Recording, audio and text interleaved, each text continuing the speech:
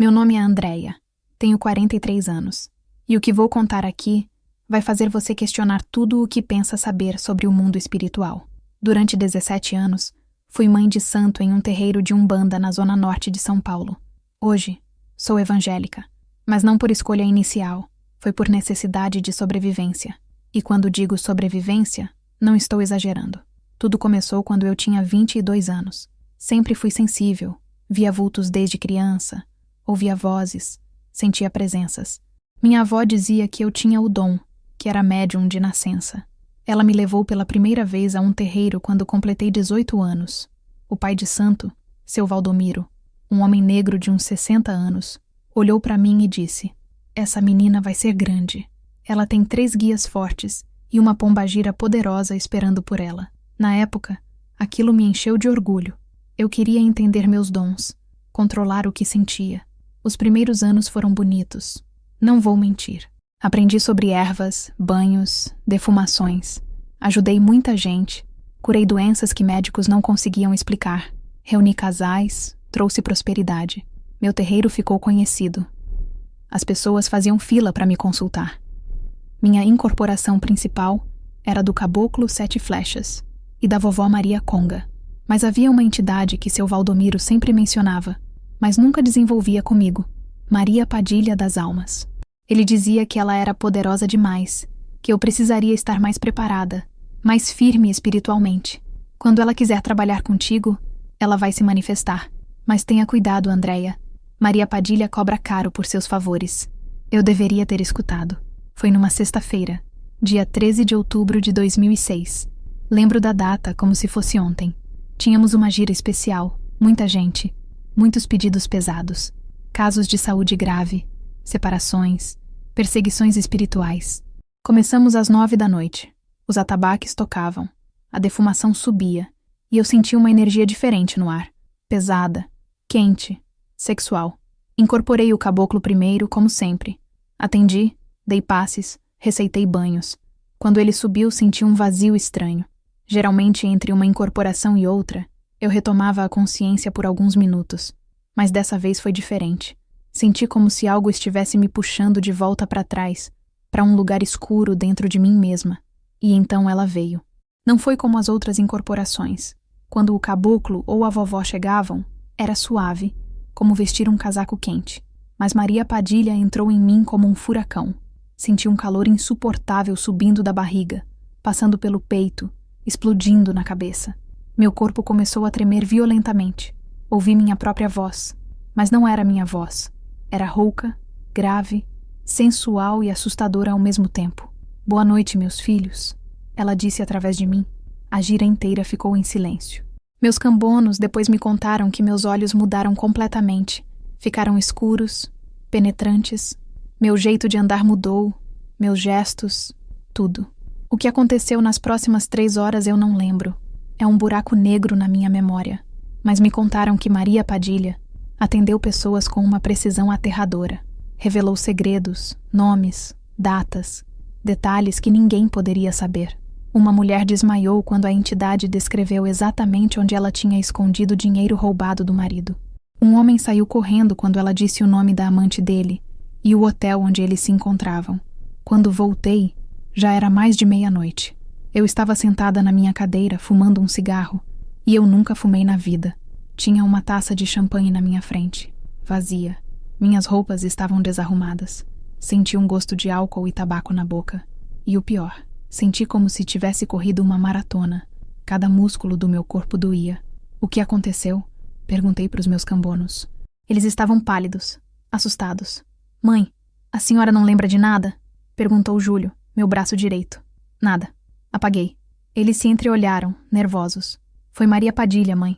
Ela trabalhou pesado hoje. Muito pesado. Aquela noite, quando cheguei em casa, não consegui dormir.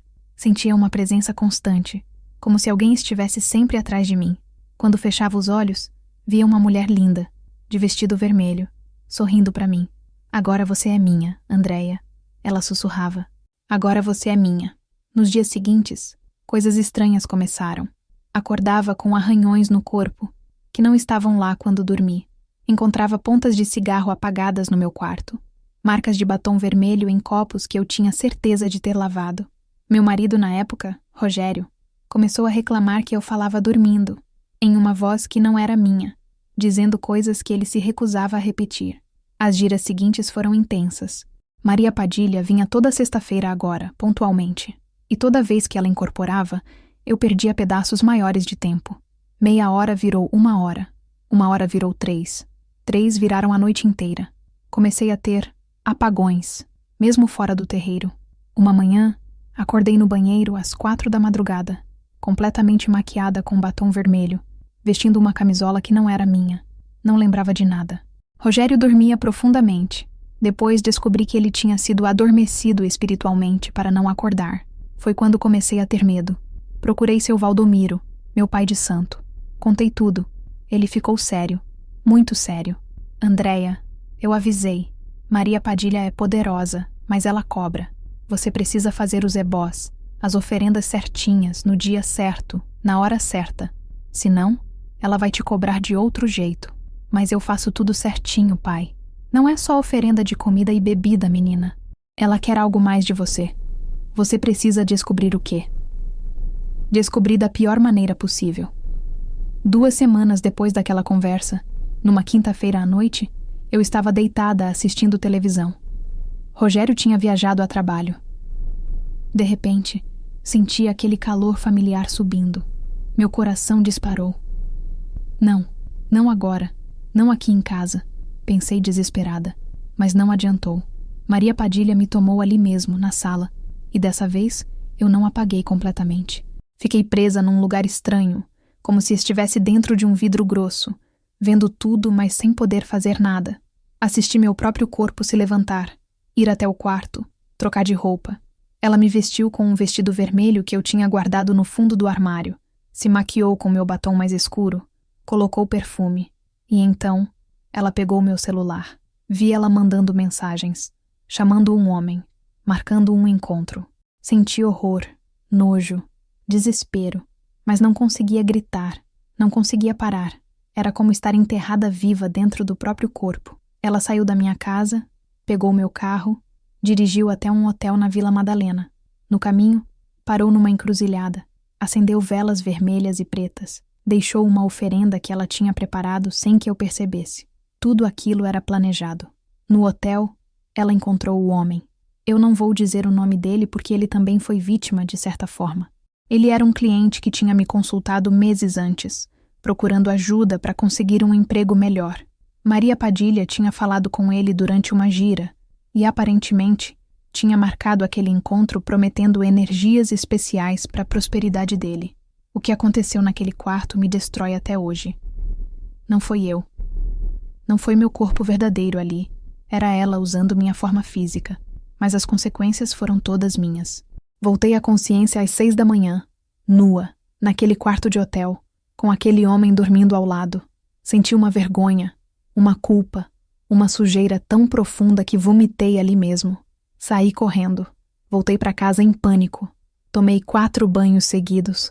Esfreguei minha pele até sangrar, mas não conseguia me sentir limpa. Quando Rogério voltou da viagem no sábado, eu estava destruída. Contei tudo. Ele não acreditou, claro. Achou que eu estava inventando desculpa para um caso. Me chamou de louca, de vagabunda. Pediu divórcio ali mesmo. Não o culpo. Como explicar algo assim? Como fazer alguém acreditar que uma entidade espiritual usou seu corpo para transar com outro homem? Mas o pior ainda estava por vir. Maria Padilha não parou. Depois daquele dia, as incorporações involuntárias ficaram mais frequentes. Ela me tomava quando queria, onde queria. No supermercado, no trânsito, no banco. Eu acordava em lugares que não sabia como tinha chegado, com coisas que não lembrava de ter comprado, tendo feito acordos que não sabia que tinha feito. Perdi meu casamento. Perdi amigos. Meus filhos, gêmeos de 12 anos na época, começaram a ter medo de mim. Minha filha me contou depois que uma noite acordou e me viu de pé no corredor, às 3 da manhã, olhando para ela com um sorriso estranho e olhos completamente negros. Aquilo não era você, mãe, ela disse chorando. Aquilo não era você. Tentei de tudo dentro da própria Umbanda. Fiz ebós, limpezas, até tentei fechar a incorporação. Nada funcionava. Maria Padilha tinha criado uma ligação comigo que era mais forte do que qualquer coisa que eu conhecia. Foi quando as coisas ficaram realmente sinistras. Comecei a ter sonhos. Ou melhor, pesadelos acordada. Via vultos de outros seres ao redor dela. Ouvia sussurros em línguas que não entendia. Numa dessas viagens, Maria Padilha me levou a um lugar. Não sei se foi astral, se foi mental, se foi real em outra dimensão. Era uma encruzilhada gigantesca, escura, com centenas de caminhos se cruzando. E em cada caminho havia pessoas, milhares de pessoas, acorrentadas, trabalhando. Ela me mostrou aquilo sorrindo. Viu, minha filha? Todos eles me serviram. Todos eles fizeram pactos. Todos eles acharam que podiam me usar e depois me dispensar. Mas não funciona assim. Quem abre a porta para mim não consegue mais fechar. Você me chamou, Andréia. Você pediu poder, pediu conhecimento, pediu prosperidade. Eu dei tudo isso. Agora você é minha. Eu não pedi nada disso para você. Eu só queria ajudar as pessoas. Ela riu. Uma gargalhada grave, cruel. Toda médium que abre para o meu trabalho pede algo, mesmo que não diga em voz alta.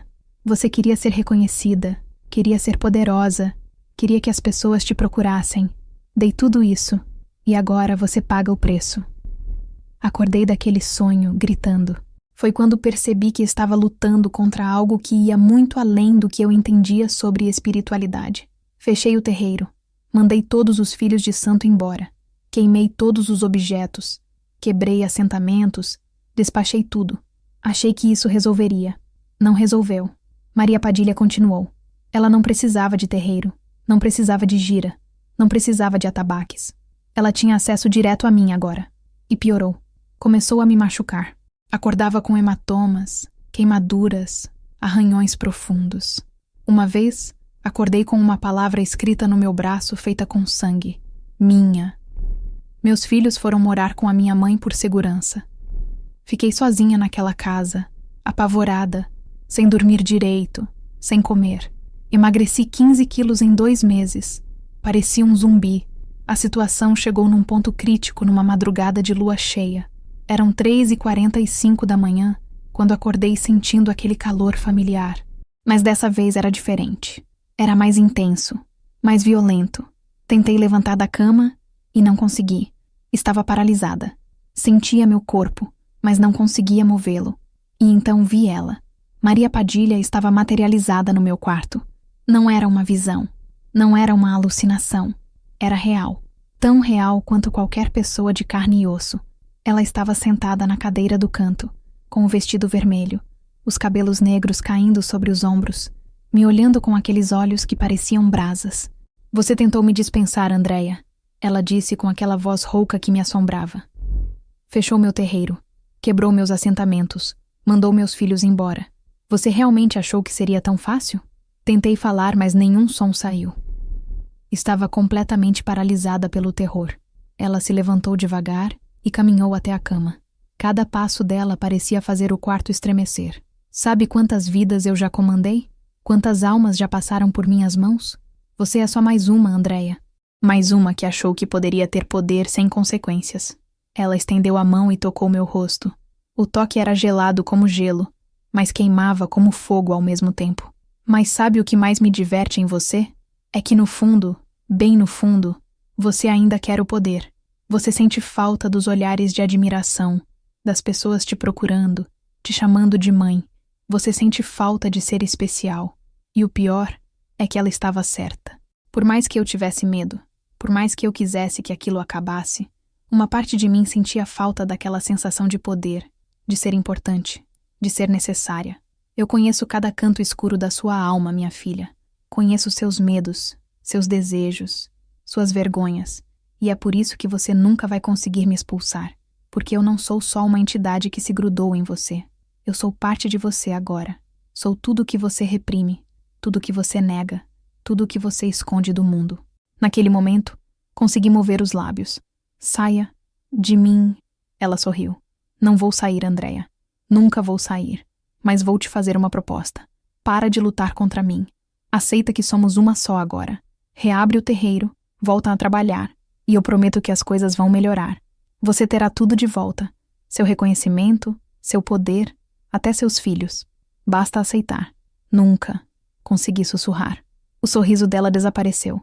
Então prepare-se para o inferno, minha filha. Porque se você não vai trabalhar comigo por livre vontade, eu vou te quebrar até você implorar para voltar. Ela desapareceu. E a paralisia acabou. Fiquei ali, tremendo, molhada de suor frio, sabendo que aquela tinha sido uma ameaça real. Nos dias seguintes, as coisas escalaram de uma forma que eu nunca imaginei possível. Maria Padilha começou a me atacar não só fisicamente, mas mentalmente. Colocava pensamentos na minha cabeça. Pensamentos horríveis. Vontade de me machucar, de machucar outras pessoas. Sussurrava planos, estratégias, formas de voltar ao poder. E o pior, parte de mim começou a considerar. Foi quando tive um episódio que quase me matou. Estava na cozinha, às 2 da tarde, tentando comer alguma coisa. De repente, senti ela me tomando, mas dessa vez foi diferente. Ela não me empurrou para trás, para aquele lugar escuro onde eu ficava assistindo. Ela me manteve consciente, mas sem controle. Me fez pegar uma faca. Vamos acabar com isso, Andréia, ela disse dentro da minha cabeça. Se você não vai me servir, então não serve para nada. Vamos terminar com todo esse sofrimento. Vi minha própria mão levantando a faca. Senti a lâmina fria encostando no meu pulso. E pela primeira vez, pensei que talvez ela estivesse certa. Talvez fosse melhor acabar com tudo mesmo. Mas então, ouvi um barulho. A campainha. Alguém batendo na porta desesperadamente. Andréia, abre essa porta. Era minha irmã, Simone. O barulho me distraiu por 1 segundo. Apenas 1 segundo. Mas foi o suficiente. Deixei a faca cair e corri para a porta antes que Maria Padilha pudesse me impedir novamente. Abri a porta e desabei nos braços da minha irmã, chorando convulsivamente. Me ajuda, Simone. Por favor, me ajuda. Eu não aguento mais. Simone, evangélica fervorosa, olhou para mim e soube imediatamente. Eu tive um sonho hoje de tarde, ela disse. Vi você com uma faca e uma mulher de vermelho rindo. Acordei e vim correndo. Jesus me mandou aqui. Ela me levou para a igreja dela naquela mesma noite. Eu estava tão desesperada que não resisti.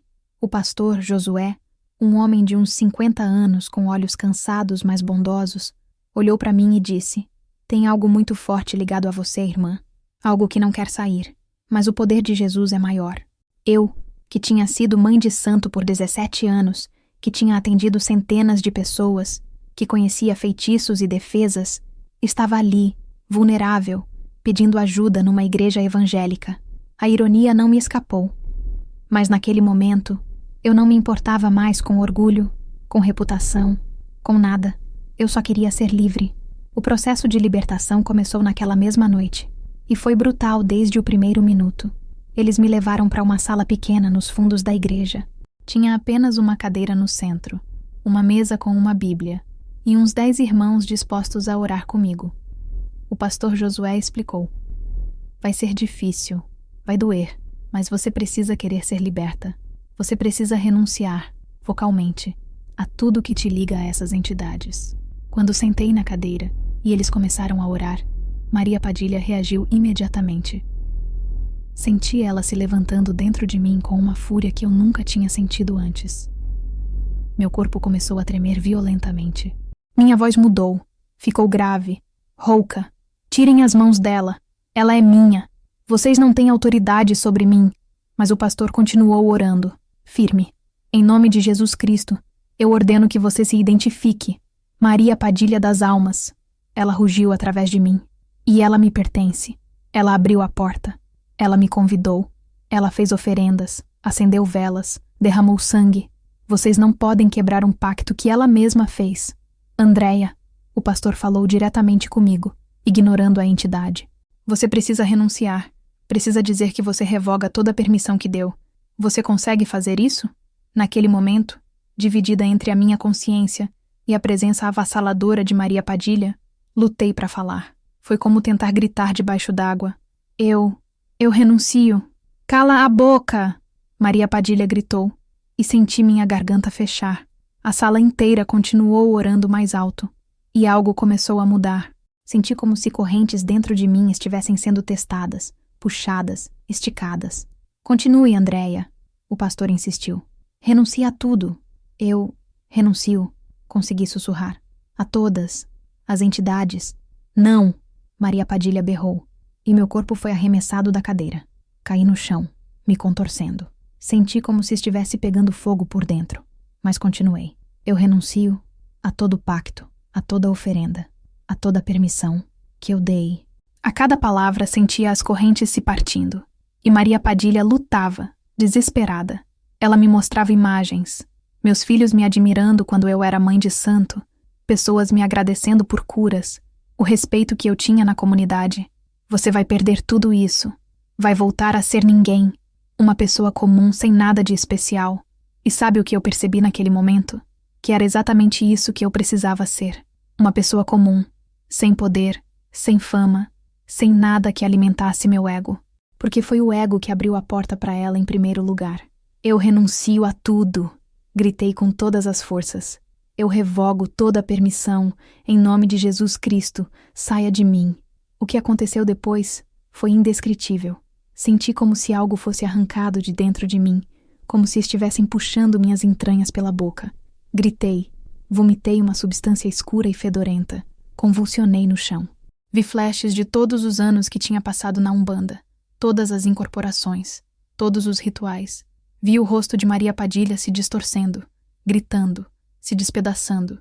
E então, silêncio. Silêncio absoluto pela primeira vez em anos. Fiquei deitada no chão, exausta, encharcada de suor e vômito, mas sentindo algo que eu não sentia há muito tempo. Paz. Paz verdadeira.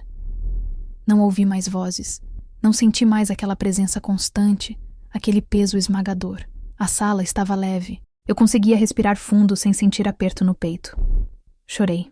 Chorei como nunca tinha chorado na vida.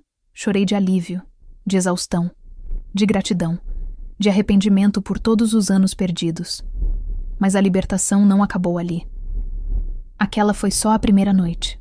O pastor me explicou que o processo continuaria. A entidade saiu, mas agora você precisa preencher esse espaço vazio. Se não preencher com coisas boas, outras coisas vão querer entrar. Passei 3 meses frequentando aquela igreja diariamente. Sessões de oração, aconselhamento, estudo bíblico. Aos poucos, fui reconstruindo minha identidade, descobrindo quem era Andréia sem o título de mãe de santo, sem os dons mediúnicos, sem o poder espiritual. E não foi fácil. Teve dias que eu senti falta. Teve noites que acordei sentindo aquela presença de novo e entrei em pânico, até perceber que eram só memórias, traumas que precisavam ser curados. Teve momentos que pensei em voltar, porque pelo menos quando eu era mãe de santo, eu tinha um propósito claro, uma identidade definida. Mas toda vez que pensava nisso, lembrava daquela noite na cozinha, com a faca na mão. Lembrava dos meus filhos com medo de mim. Lembrava de acordar em lugares sem saber como tinha chegado lá, e a vontade passava. 6 meses depois da libertação, consegui voltar a trabalhar. Nada relacionado à espiritualidade. Arrumei um emprego numa loja de roupas, algo simples, normal. Meus filhos voltaram a morar comigo. No começo, eles ainda tinham receio. Ainda me observavam com cuidado, procurando sinais de que aquilo tinha voltado. Mas com o tempo, viram que eu estava diferente, estava presente, estava realmente ali, sem aquela névoa constante, sem aqueles apagões. Minha filha, Beatriz, agora com 19 anos, me contou algo 1 ano depois. Mãe, sabe o que mais me assustava? Não era quando você incorporava no terreiro, era depois, quando você voltava para casa. Você tinha um olhar vazio, distante, como se uma parte de você nunca voltasse completamente. Era como se você estivesse sempre dividida, nunca inteira. Mas agora, pela primeira vez desde que eu era pequena, eu sinto que você está inteira de novo. Aquilo me partiu e me curou ao mesmo tempo. Hoje, 6 anos depois daquela noite de libertação, sirvo em uma pequena igreja evangélica no Tucuruvi, ajudo no grupo de mulheres, faço visitas a enfermos, participo de ações sociais. Não tenho mais título, não tenho mais poder espiritual, não tenho mais fila de gente querendo me consultar. E sabe de uma coisa? Eu nunca fui tão feliz. Claro que ainda tenho cicatrizes. Acordo de madrugada às vezes, em pânico, achando que ela voltou. Tenho dificuldade em confiar totalmente em mim mesma, sempre com medo de perder o controle de novo. Evito certos lugares, certas situações, certas conversas. Tenho pesadelos ocasionais onde vejo aquele vestido vermelho, mas são só ecos, memórias de um trauma que estou aprendendo a processar. Faço terapia, coisa que nunca tinha feito antes. Descobri que muito do que vivi pode ser explicado psicologicamente também.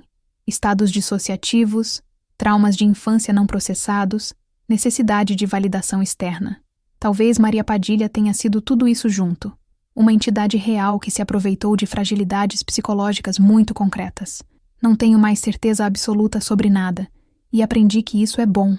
A certeza absoluta foi o que me levou a abrir aquelas portas sem questionar as consequências. Hoje, questiono tudo. E estou em paz com as dúvidas. Meu ex-marido, Rogério, me procurou 2 anos atrás. Pediu desculpas por não ter acreditado, por ter me abandonado quando eu mais precisava. Disse que depois, conversando com outras pessoas que me conheciam, percebeu que realmente havia algo muito errado acontecendo comigo. Não voltamos a ter um relacionamento, mas fizemos as pazes, e isso já é mais do que eu esperava. Alguns dos meus antigos filhos de santo também me procuraram. Alguns com raiva, me acusando de ter abandonado a religião, de ter traído os orixás. Outros com curiosidade, querendo entender. E alguns, poucos mais importantes, vieram buscar ajuda porque estavam passando por situações parecidas. Foi para esses últimos que comecei a contar minha história. No começo, só em conversas particulares. Depois, em pequenos grupos na igreja. E agora, aqui, para você que está lendo. Porque se tem uma coisa que aprendi, é que silêncio alimenta a escuridão. Quanto mais escondemos nossos traumas, nossas experiências difíceis, mais poder damos a elas sobre nós. Não estou aqui para atacar a Umbanda ou qualquer religião de matriz africana. Conheço gente séria, gente boa, que pratica essas religiões com responsabilidade e amor. Conheço terreiros onde as pessoas são genuinamente ajudadas e onde os guias trabalham dentro de limites saudáveis. Mas também sei que existem portas que, uma vez abertas, são muito difíceis de fechar. Sei que existem entidades ou aspectos da nossa própria psique ou demônios literais, dependendo da sua cosmovisão, que não respeitam limites, que se aproveitam de brechas, que cobram preços altíssimos. E a maior lição que aprendi: poder tem preço. Sempre. Seja poder espiritual, poder social, poder financeiro, qualquer tipo de poder. E na maioria das vezes, o preço é pago com pedaços de você mesmo, sua autonomia, sua paz, sua integridade. Maria Padilha me ofereceu reconhecimento, me deu poder, me tornou especial. Mas o preço era minha própria alma, minha capacidade de escolha, minha liberdade. E por anos, paguei esse preço sem nem perceber. Hoje, acordo de manhã e a primeira coisa que faço é agradecer por ser dona de mim mesma novamente. Por poder escolher o que penso, o que falo, o que faço. Por não ter mais aquela voz na minha cabeça me comandando, me manipulando, me usando. Às vezes, em noites muito silenciosas, ainda sinto um arrepio, uma sensação de estar sendo observada. Olho por cima do ombro e não tem nada, mas juro que às vezes, só por um segundo, vejo um vulto de vestido vermelho na periferia da visão. E ouço, muito baixinho, quase imperceptível, aquela risada rouca e grave. Não sei se é memória, se é trauma, se é imaginação, ou se ela ainda está por perto, em algum plano, esperando. Esperando eu fraquejar, esperando eu abrir uma brecha, uma porta, dar uma pequena permissão. Mas há uma diferença agora. Eu sei reconhecer a armadilha. Sei que ela vai me oferecer exatamente aquilo que meu ego quer ouvir. Que eu sou especial, que tenho um dom único, que as pessoas precisam de mim.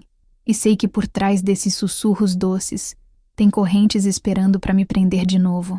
E toda vez que ouço esse sussurro, seja real ou imaginado, respondo a mesma coisa. Não, eu escolho ser livre. Liberdade. É uma palavra que nunca valorizei de verdade até perdê-la completamente. Hoje é a coisa mais preciosa que tenho. E não vou trocar por nenhum tipo de poder, reconhecimento ou promessa de grandeza. Se você está lendo isso e está envolvido com incorporações, com entidades, com trabalhos espirituais de qualquer natureza, por favor, preste atenção aos sinais. Você está realmente no controle? Ou algo ou alguém está gradualmente tomando o controle de você? Você consegue dizer não? Consegue estabelecer limites? Ou sente que precisa cada vez mais atender às demandas espirituais para manter tudo funcionando?